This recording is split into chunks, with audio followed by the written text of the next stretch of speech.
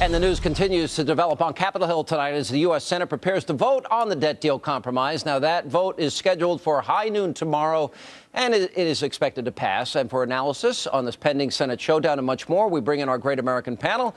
He is a former Deputy Assistant Secretary of State, Fox News contributor, USA Today columnist, co-host of The Five, the most dominant figure on it. He is the most liberal voice in all of humanity. Bob Beckel is here, and he is a senior editor at the Daily Caller. Jamie Weinstein is here, and she's a former chairwoman of the Young Republican National Federation. Republican strategist Didi Benke is also with us. Guys, good to see you. Thanks for having us.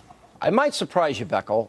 Look, here's the real problem is this. There's too much spending in Washington, too much, and there's too big a deficit, and we've got to balance the budget at some point. And we're headed for $25 trillion in debt. So the question is there ever going to be a point where we can get Democrats and Republicans to say, we're not going to increase spending at all for 5 years in a row? I certainly hope not. But why do you have to have a balanced budget? What's that Oh, my gosh. Well, every state has to have one, except for Vermont. Well, every state. I mean, half those states, it's all a scam. But we're look, losing our AAA bond rating. We're not going to lose our AAA bond rating. How much do you want to bet? You think we're going to lose it over this? No, I think it's lost. I think it's gone because of Obama's economy. Well, listen, from Moody's?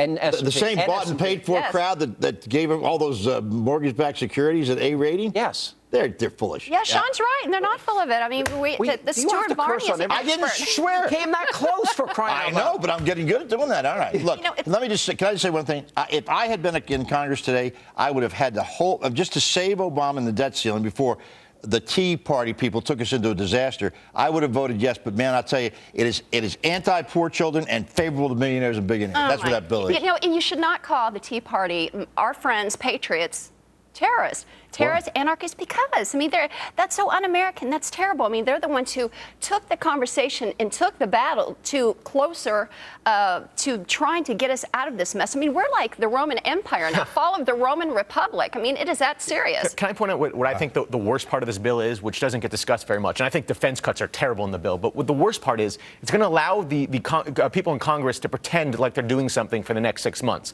Because the next 6 months are going to be dominated by this commission. And what this commission is supposed to do is look for $1.5 trillion in cuts over 10 years. That's pittance. But what they're going to do is act like they're doing something for 6 months, looking at $1.5 trillion. You know, the Simpson Commission had some good recommendations. Nobody paid attention.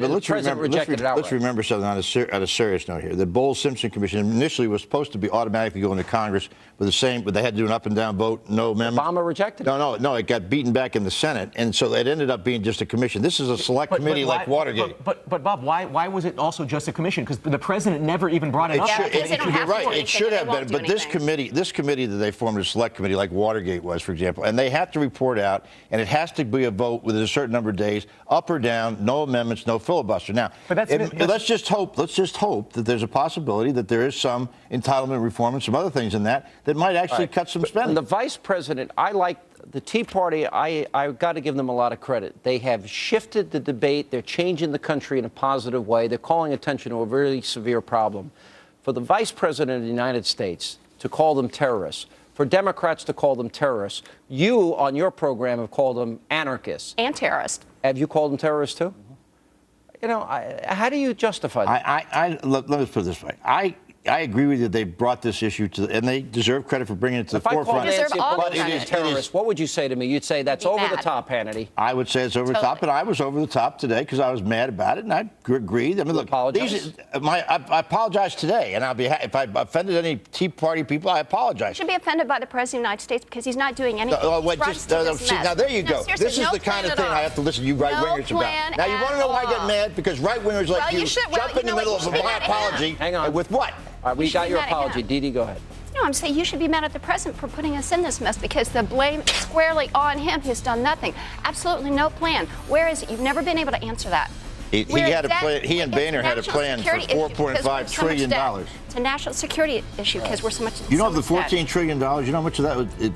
There was $6 trillion under George Bush, 2.4 trillion. Oh my gosh! You know what? Why don't we just blame George Washington? Oh, he was a wig. You can't go there. There was only $1 trillion before Ronald Reagan. All right, we got to take a break. More with and we're going to get back to the Joe Biden comment about the Tea Party, which is outrageous. I thought we just covered. No, we didn't. I got a few more questions. Oh, okay. More with our great American panel coming up right after the break.